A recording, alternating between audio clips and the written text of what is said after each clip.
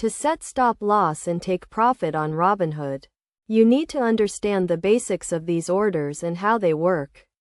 A stop loss order is a type of order that sells a stock when it falls to a certain price, helping to limit potential losses.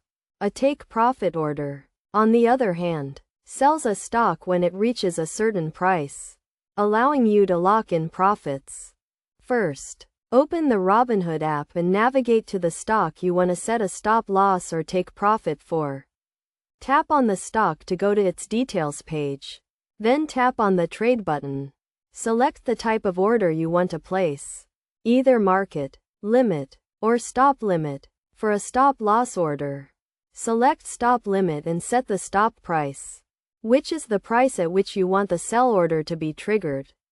Then, set the limit price, which is the price at which you want to sell the stock. The limit price should be lower than the stop price. For a take profit order, you will need to place a limit order. Select limit and set the limit price, which is the price at which you want to sell the stock. Make sure the limit price is higher than the current market price. When setting stop loss and take profit orders, it is essential to consider the volatility of the stock and the potential risks.